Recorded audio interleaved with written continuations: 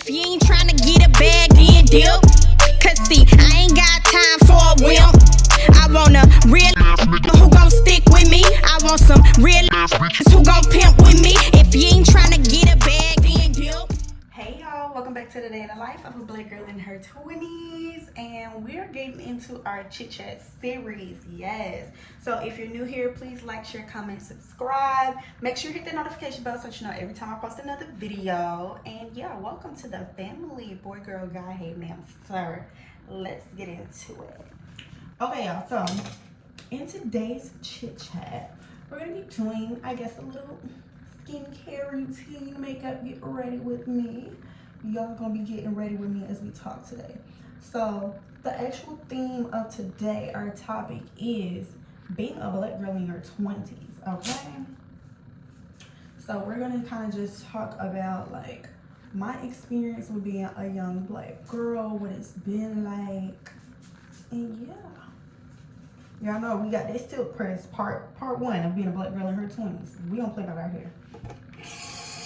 Wash your nasty hands, okay? Okay?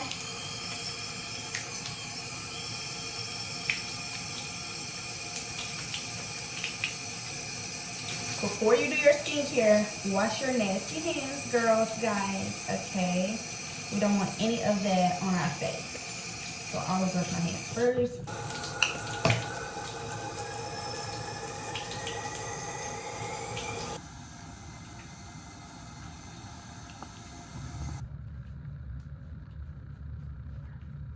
So, when it comes to being a black girl in your 20s, for me, the experience, because if you guys don't know, I am 23 years old. And for me, the experience so far, it's been a roller coaster. It's literally been I'm going to say a shitload of emotion and things going on when it comes to my life as a black girl in her 20s. For me personally, I've had relationship problems, family issues, I've gone through friendship trials and triumphs, and it's been a lot. By the way, y'all, I am going to let this moisturizer and everything seep into my pores. I know you're supposed to put primer on before you do your makeup. I don't use primer. It does nothing for me. So yes, I probably am doing this wrong. But this is how I've always done it. I moisturize and I oil my face before I do my makeup. This is my barrier instead of primer because I haven't found a primer that I like. Anyway, so yeah, I just have been dealing with a lot when it comes to being a black girl in her 20s.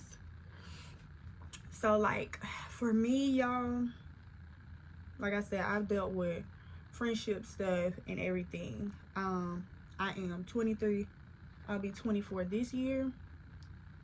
And so far, it's been a little stressful, not gonna lie. For those of y'all who don't know a little background on me, like I said, I'm 23 years old. I'll be 24. I'm a Scorpio. I was born in November 14th, Scorpio gang. I grew up in a two-parent household. Both my parents are black. And I mentioned that just because we are having a conversation about being a black girl in your 20s, so I gotta give y'all my history and my background. But I grew up in a two-parent household. I'm the middle child of 3. I have an older sibling and a younger sibling. We're all 7 years apart, all born in November. A house full of girls. Excuse me. And so yeah, I was a regular kid, I guess you could say. I went to school, got homeschooled in 6th grade. So in middle school, I was homeschooled my entire middle school years of my life. So that is, I feel like, where my life started to pivot and become different. I did go back to high school in 9th grade because I wanted to see what it was all about. It really wasn't about nothing. I didn't enjoy it. I didn't like the experience. The kids was nasty and mean. And I think, honestly, me being homeschooled made me sheltered to other people's behaviors. And so when I went back to school in 9th grade, just how them kids was, it was not for me, is what I'm gonna say. It wasn't a behavior I was used to. I was never allowed to act or do certain things that, you know, I was seeing when I went back to school. And so I left and I went back homeschooled my 9th grade year, and I graduated a year early from high school than the rest of my class. Went to college a year early, graduated college a year early, all those things. So I have had a history when it comes to like school, as far as being a black girl in her 20s now. I dealt with bullying and stuff like that in middle and high school, as a lot of kids do, and even as I know a lot of other young black girls in particular who deal with bullying. So for me, my first experience, y'all, with bullying, I think I want to say it started early, honestly. It started really early and really young, but I think it got worse once I cut all my hair off. I was like 12 or 13 years old. I think I had got gum or something stuck in my hair, and my mom was like, well, we're just gonna cut it off and start over. And I used to honestly hate that decision because it triggered bullying in school. Like, you know, being the bald-headed black girl, like, people asked me, was I from Africa? Do you have cancer? Are you dying? Do you go to St. Jude? Like, I got asked a lot of really inappropriate, insensitive things, I want to say. But like, looking back now, being older, you know, being in my 20s and an adult, I'm very appreciative because that built tough skin for me really early on. So I just want to say to all the bullies who picked on me, look at me now, okay? So yeah, it really did start to build my character up as a young woman dealing with bullying and things like that. But nonetheless, it wasn't easy. It was hard. So that was kind of my first experience with that, and I feel like to an extent I've dealt with that my entire life. So let's fast forward, going to college. I went to college in 2018. Is that right? Yeah, 2018. Fall semester of 2018. I went to college. I went to a community college, Southwest Tennessee Community College in little old Memphis, Tennessee. And my experience, I did not like. My first semester, I went to school on campus because I was like, well, it's college now. It's different than middle and high school. I want to see what it's about, and I want to be around people. And turns out, baby girl, did not want to be around people because people wench. They are like, people are, misery love company is what it is. You know what I'm saying? And it was really giving that. From like the kids and the guys were just like childish and not my type, and it was a lot, you know. I just wanted to put that out there. It was a lot. So I didn't really like enjoy my own campus experience when it comes to college. Yeah, it was kind of not interesting, not that fun. So like I said, once I got older, fast forward, we're in college now, trying to learn and navigate and, you know, be around people was not the easiest thing. Yeah, I have to be quiet when I go on them eyebrows. So it was, as I said, interesting. And then like even professors, and it's like, in my mind, when I went to college, I was like, okay, now we all adults. Like, I get it's a certain level, well, I don't get that, I'm not even gonna say I get it's a certain level of respect you need to show a teacher, but I don't even feel like that. I feel like in general it's just a certain level of respect you should show people. You see what I'm saying? Like, it don't matter that you're my teacher. Respect is respect is respect, period. And I'll say it again, respect is respect is respect, point blank. I don't care who you are or what you do. Got it? Cool.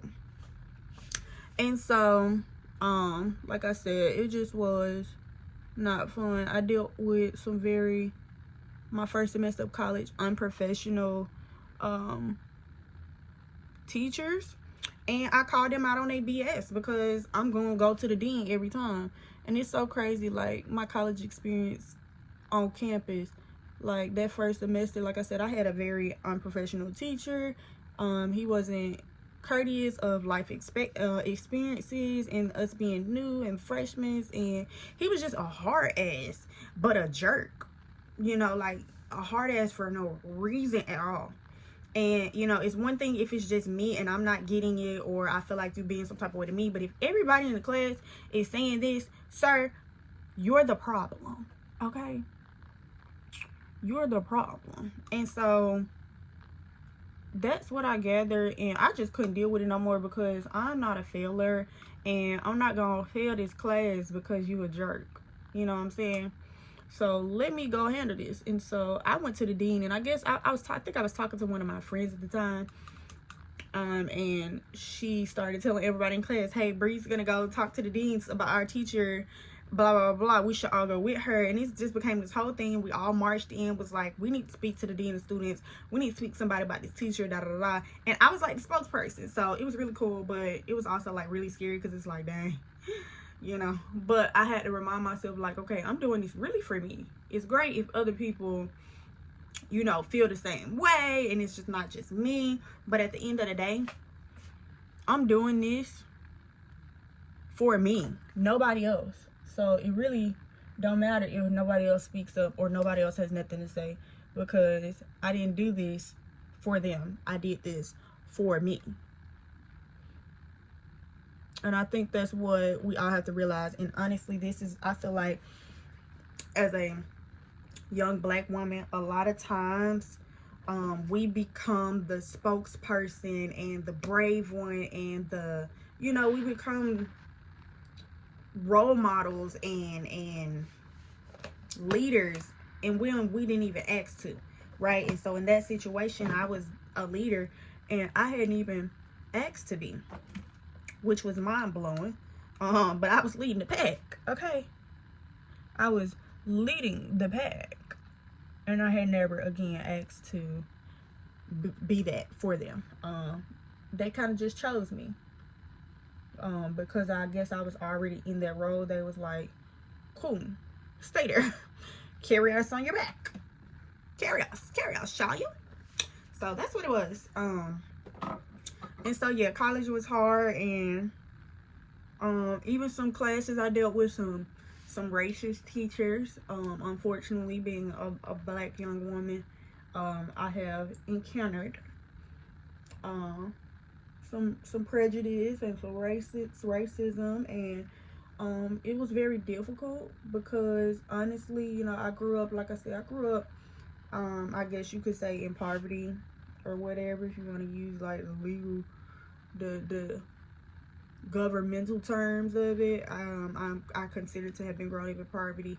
I never felt like I grew up in poverty, which I'm really appreciative and grateful. So I got to thank my parents for that, because I never felt that, you know, like growing up in the hood, in the apartments, you know what I'm saying? Like, I didn't miss a meal. It might have not been what I wanted, but I didn't miss a meal, and it was more times I got what I wanted than not. So it didn't really make a difference when I didn't. It was like, okay, girl, calm down. It's all right. You'll get what you want next week. We'll try again. Like, it was never that big of a deal. If stuff didn't go my way, because it was more times things did go my way than not. Like, I got my way a lot of the time. Life wasn't dire. Like, things weren't as stressful as a lot of people try to make it seem. So I didn't find it to be a very difficult experience growing up in poverty. I feel like now that I'm adult, I'm more poor, because I understand these bills, child. I feel like I'm more poor now. Now that I done joined adulthood, yes, I feel poor. Shoot, I don't know what y'all talking about. But no, so that was my whole college routine and experience. Then I got into the corporate world. I did work for St. Jude ALSAC, Children's Research Hospital, and ALSAC is their fundraising department. And that experience was really fun. I really did like the environment, but I did get a whole lot of experience on being a black girl in my 20s while I was there. Okay, and by that I mean, y'all, I use a lot of foundation because I need a lot of coverage from my dark marks, but it's gonna work out. I've seen people use more, so don't judge me.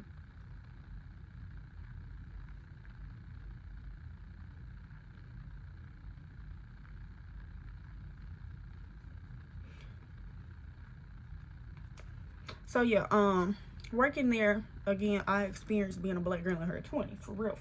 I didn't even know my dog was in here. Hey son.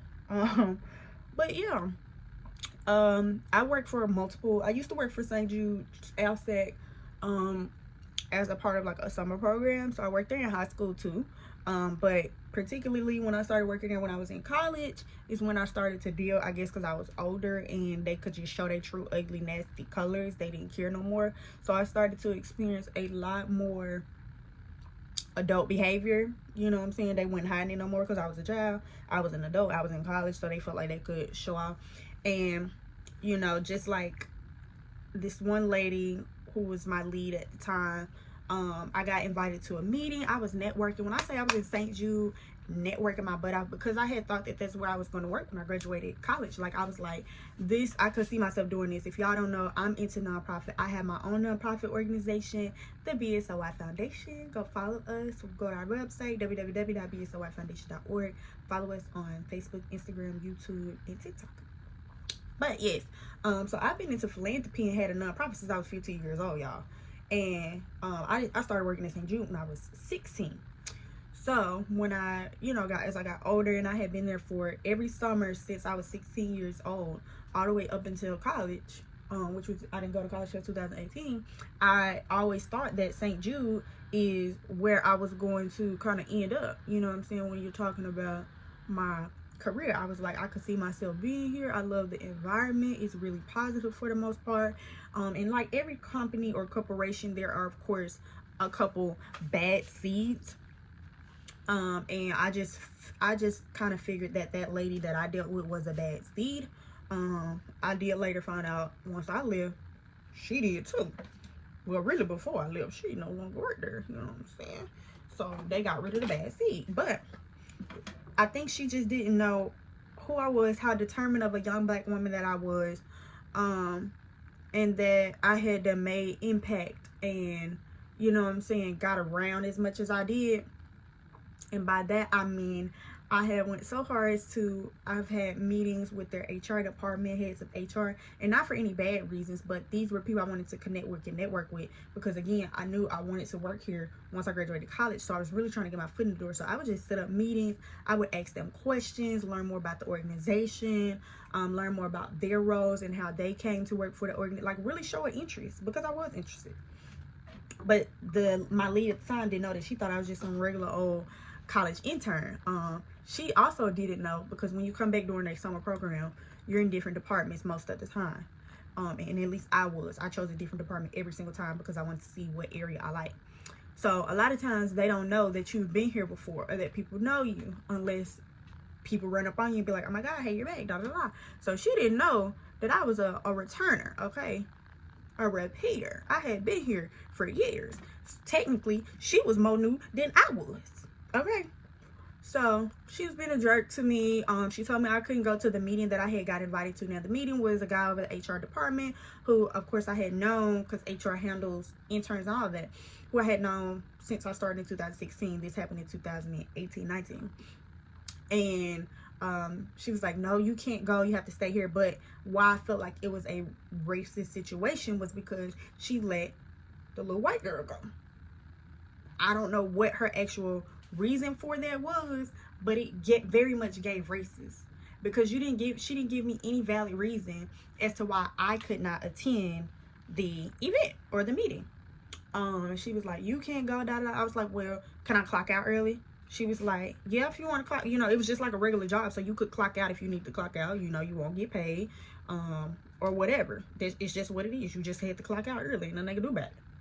And she was like, yeah. And I was like, okay, that's fine then. Since you won't allow me to go while I'm on the clock, but you let the other girl go, I'm not going to even let that distract me. I'm going to clock out, and I'm going to go to the meeting. And she was like, well, if you do that, I'm going to have to write you up, because that's insubordination and da-da-da. And I'm like, helpful, what is your problem, baby? Like, ma'am, what'd I do? What's the real issue? Go on, spell it out for me. Tell me, because I'm not understanding.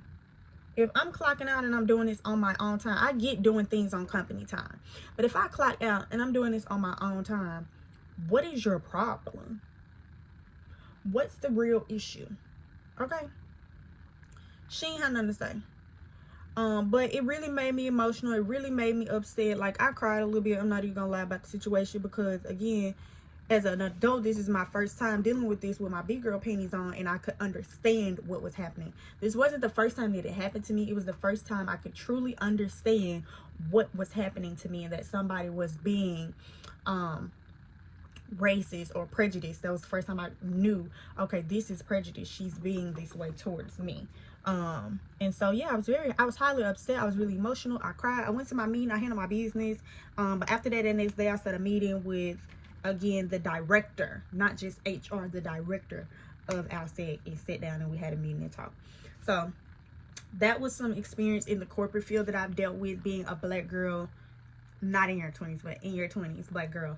That was just my experience. And like I said, it was, you know, it got handled. They did handle it properly, and I'm glad that they did address that situation, so that nobody else goes through that, because it's really emotional. Like, don't do that to people.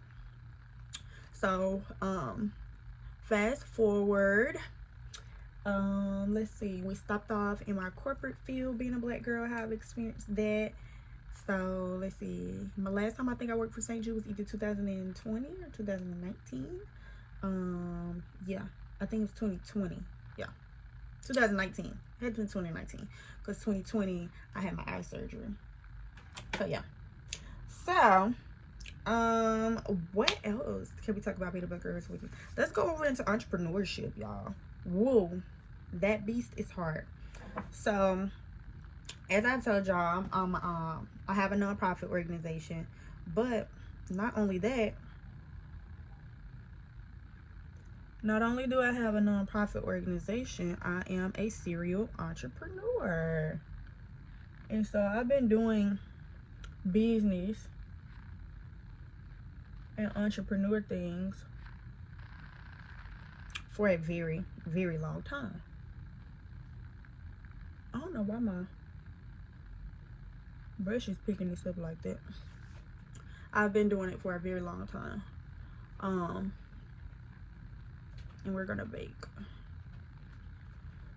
Like I said, I've been doing it for a very, very long time.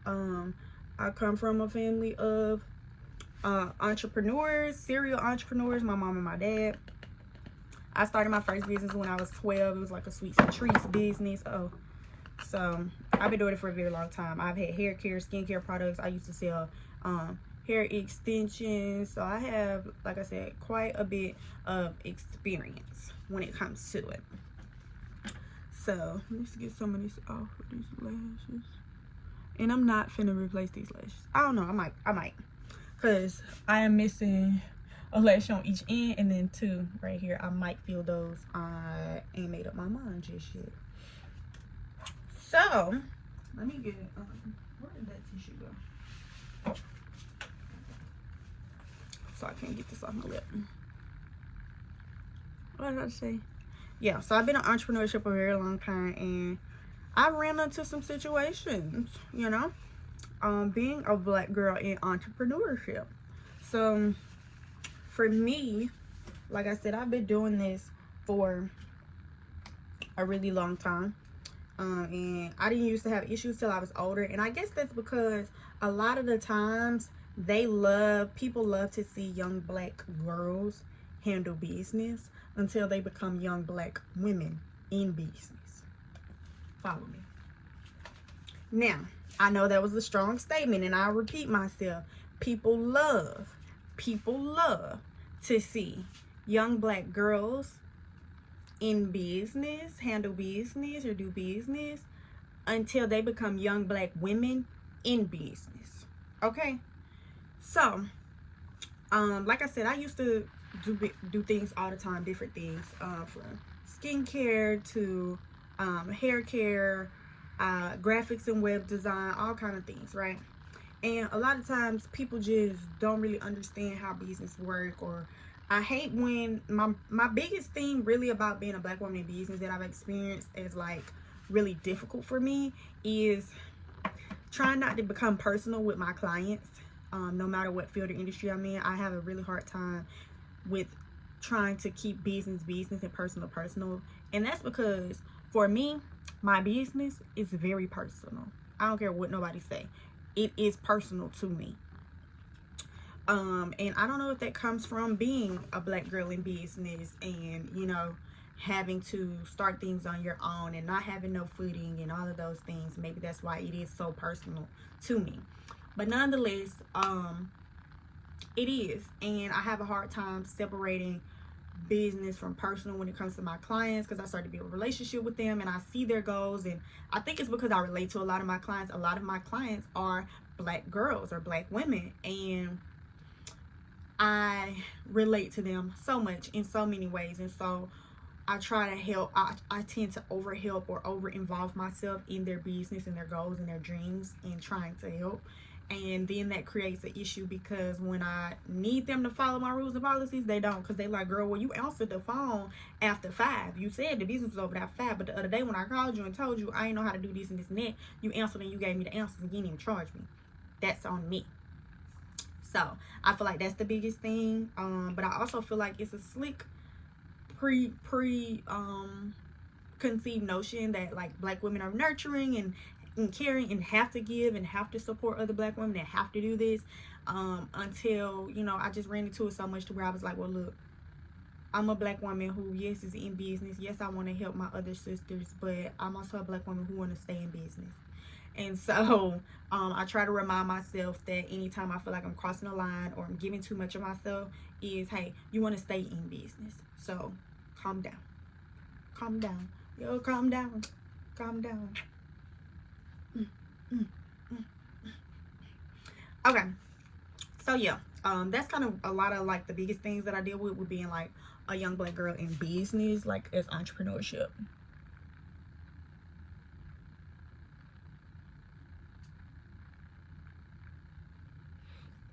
Yeah, I typically use a pencil for this, but I don't got one. This is actually a lash liner, but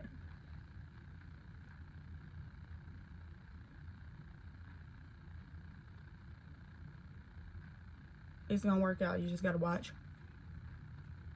You just gotta watch me work.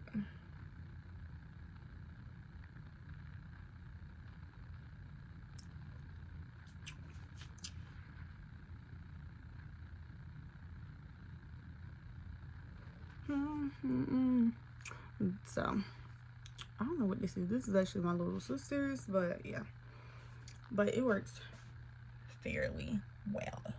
Okay, so if y'all like me, if you don't have no actual liner, a pencil, you can use a lash thing, and I'm just gonna clean that up.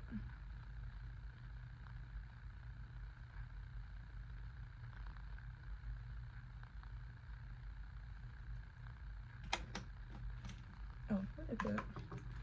So yeah, that's kind of, again, like I said, what I deal with when it comes to entrepreneurship.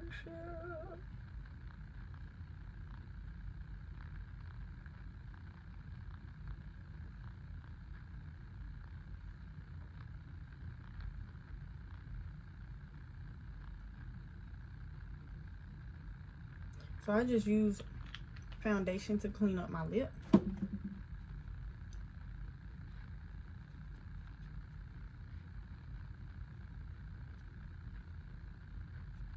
Boom.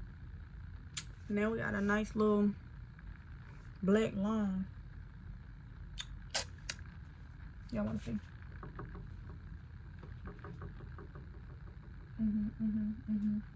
Yeah. So that's, again, like I said, that experience of being an entrepreneur. I'm just gonna dust my powder.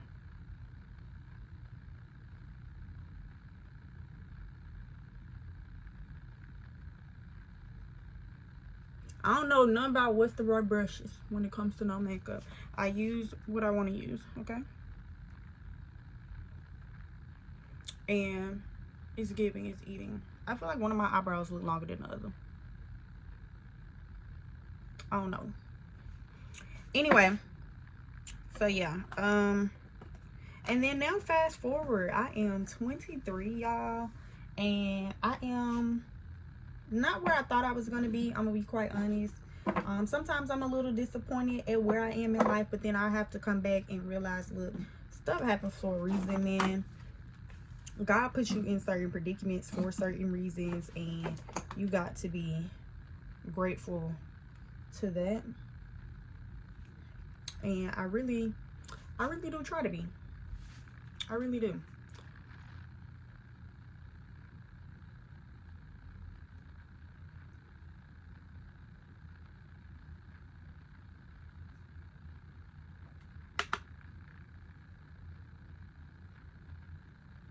And so, being a 23-year-old, I have a degree. So being a 23-year-old, y'all, I have a degree. I graduated college. I have an associate's degree in sociology. I have a certification in music business. I also have my certification in mental illness, health, and psychology. So I am a young, educated Black woman. Period. Clap, clap, clap for the educated Black girl. But all of that goes to say, like, things just don't go how you think they're gonna go. So yeah, it gets difficult. And by that I mean, y'all, I didn't think I was gonna be still staying at home. I'm gonna be honest, that's my biggest thing. Like, and I know it's no pressure. Like, my parents aren't I don't have those parents who say you gotta get out at 18. I've never been pressured to leave home, none of that stuff. But I just did not think I would be at home still. Like, I thought I would have had things a little bit more together, honestly. I thought I would have had my own place by now, you know, living on my own. And honestly, I don't know what's a good thing and a bad thing. I feel like now that I am at home and I've been at home, I have become so accustomed to being at home that, anyway, yeah, I become so accustomed to being at home that, like, I don't feel the need to leave no more.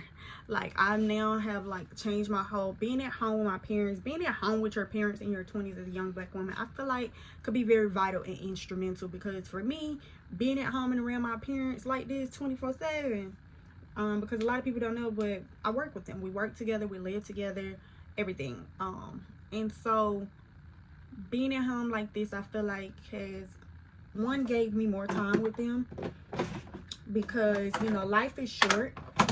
And a lot of times we don't get to pay attention to the fact that life is so short, because we're in the middle of it. And we're in the thick of trying to live and survive life, baby. But being at home has allowed me to really learn and mature and prepare me for when I really do get out here and be on my own. Like, I am a prepared mamiana. Like, when it is really time for me to have to leave the nest and go be on my own, I'll be able to do it, and I won't have a fear. And for that, I'm really grateful. I'm really appreciative that I got that out of my parents, because a lot of people don't. So that's my biggest thing. But then also just, I don't know, y'all, like, I be a little nervous when it comes to leaving now, because I've been at home for so long. Like, I have an attachment. I feel like I got attachment issues. Like, I feel like when it's time, I ain't gonna want to. And I feel like that's okay too, you know. So I low-key have started thinking about generational living. And so, you know, I don't think I'm gonna go nowhere. Like, I think by the time I get ready to leave home for real, they coming with me. Like, I'm buying a big enough house or property or land or whatever to where we can all just be on one property. Like, I want them close. I want them close. And I think me being at home like this all this time has allowed me to want them to be this close. Yeah, like, we're a really tight-knit bunch, and I love that for us. So what else? Black girl in her 20s, baby, child. Let's talk about my relationships real quick. Relationships is stupid.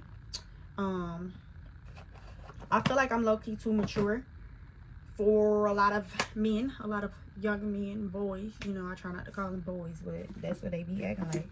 I feel like I'm too mature. I am ready for a certain level of maturity, of commitment, of, you know, freedom, of a lot of things that a lot of guys just aren't right now. And again, that's perfectly fine. Hold on, y'all. I thought I had all my materials right there, but some of them in this purse. Where are my lip gloss? So, that goes just to say that, like, everything does not go as planned. And I have only been in, I'll only consider myself to have been in two serious relationships. Yeah, I would have only considered myself to be in 2 serious relationships. One of them was, I guess, a situationship. We kind of grew up together and da-da-da. And then the other one was somebody I really thought I could see some longevity with. I ain't even gonna lie. I really thought he was gonna get his shit together. He's gonna be the boy. But it just didn't work out. And me and his situation wasn't even for a bad reason. He just wasn't ready. And so that has been my experience, you know, being a young black woman dating in your 20s. A lot, they're not ready. And unfortunately, I've had a lot of people tell me, like, a lot of adults say, well, that I am not ready, and that I'm too young and all of this stuff. And it's like, you're never too young to know what you want, you know. Like, I have certain expectations. I know what I want. I know what I'm willing to put up with, what I'm not. And just because the next person isn't ready, or a majority of the bunch of people in this group isn't ready, that does not mean I am not ready. And so, because a lot of other people aren't ready, unfortunately, my dating life is on hold. So that's kind of like, that's that experience, you know. It's unfortunate, but it happens, you know. People don't be ready for you, because everybody can't handle these. What they say, Kelly, Michelle, I don't think they can handle this. Ooh, looking fine, looking fine, looking sexy. Handle me, handle me. I don't think gonna dance with me tonight. Lose myself.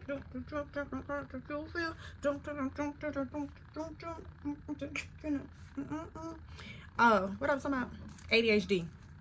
Also, yeah, so being a black girl in her 20s, I'm a little slow. I'm just playing.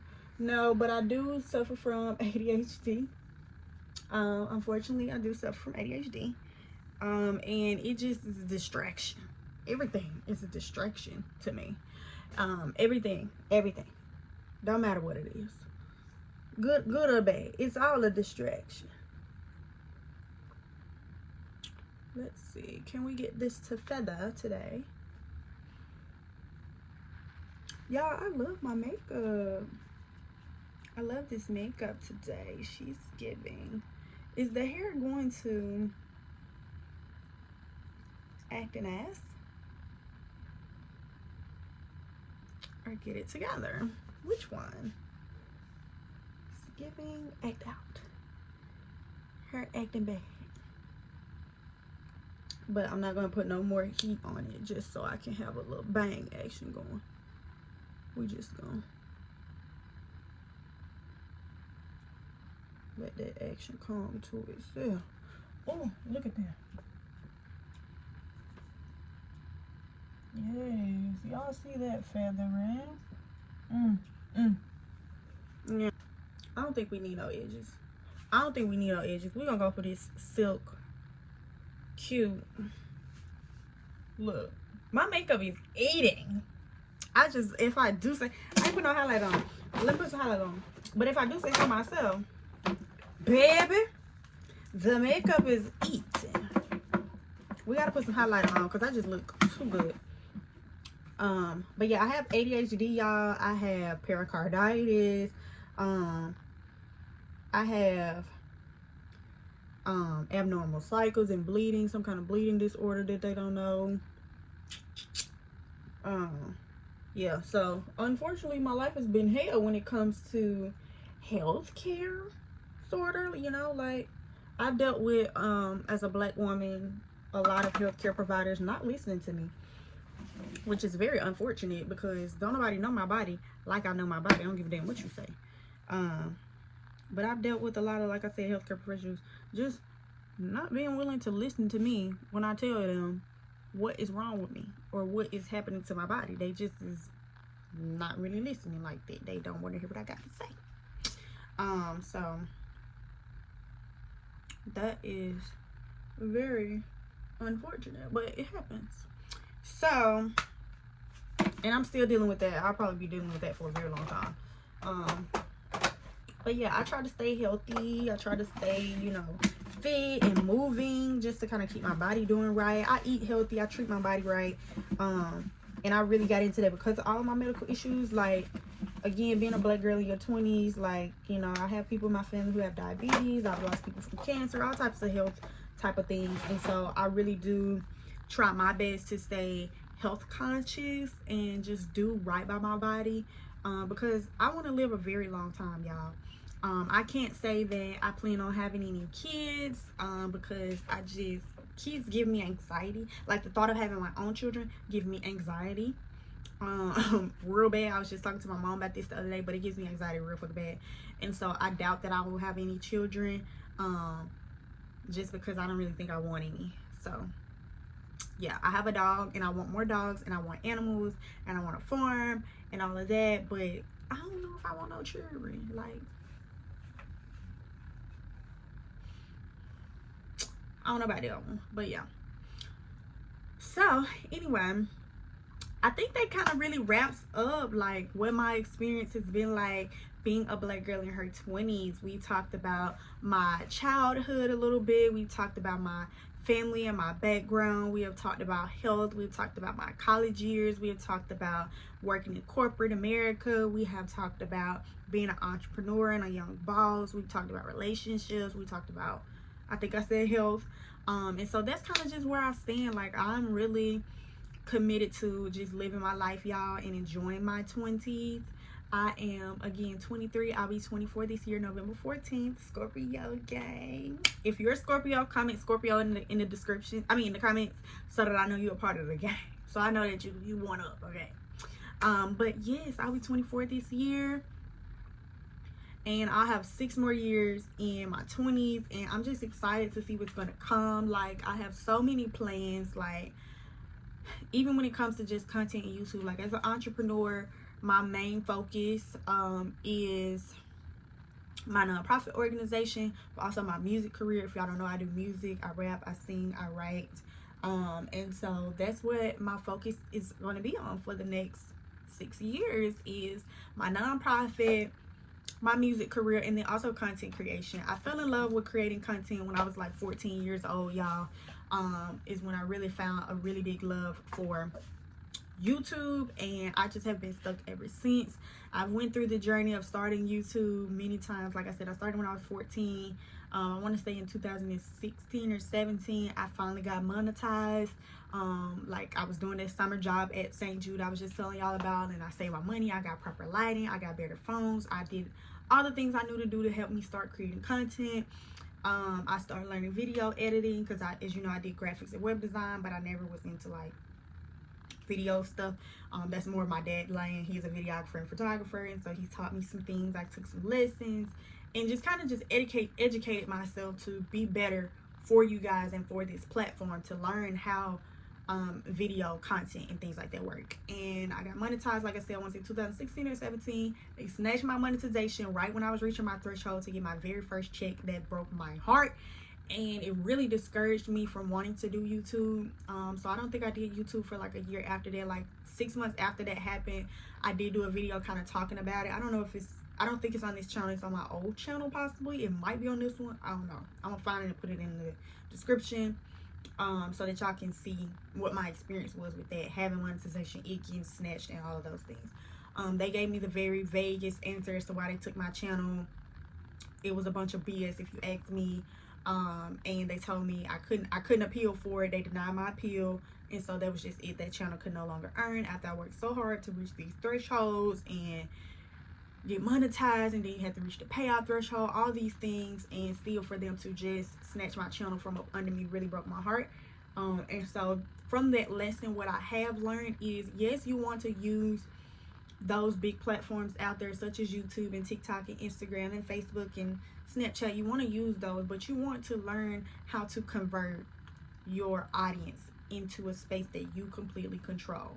And so for me, I love YouTube. I want to stay on YouTube. I want to get monetized on YouTube, all those things. But my biggest thing, you guys, is to convert y'all over into my own platform. I do have my own website. I'm getting everything edited right now, but it's typically IamBreeZe.com. And at some point, I don't know when, but at some point we're going to be converting like certain videos or certain things behind the scenes and sneak peeks are only going to be on that website. And that is how, again, you convert your audience to a platform you control. That way, God forbid, I've seen so many YouTubers now. One I watched, Talitha Jane, love her. She seems like such a sweetheart. Hopefully one day I'll get to meet her. She is someone who I admire, her being a young black girl in her 20s on this platform, staying true to who she is, staying true to her faith. Watch her channel and y'all see what I mean. But she got her channel snatched, and she was already monetized. She had thousands of subscribers, hundreds of thousands of subscribers, and they took her channel and she had to start all the way over. And of course, God works in mysterious ways and things happen for a reason, y'all. But this is what I mean by convert your audience to a platform you control. Because God forbid, if I did all of this and got monetized and made all had this big audience, and it got snatched from up under me and I had to start completely over. That is what I mean. But nonetheless, I hope y'all enjoy our chat. I hope somewhere in this I motivated you. If you're a young black girl in your 20s, if you're an entrepreneur, keep going. If you're in college, girl, get your education on. Okay, go get that degree, mamas. Go get it. If you are a young girl in your 20s, if you're a parent, you are the best mother for your children. Make sure you stay motivated. Self-care is important. Take care of you and be good to those babies. Be good to you, and you will always be good to those babies. If you are a young black girl, if you're not in your 20s and you're coming up on your 20s, girl, you got this. Never feel like it's just you, because the world is, you know, society and the world is against all of us, baby. So we all in this together. And congratulations and welcome to coming into your 20s, love. If you are staying at home with your parents, don't feel ashamed.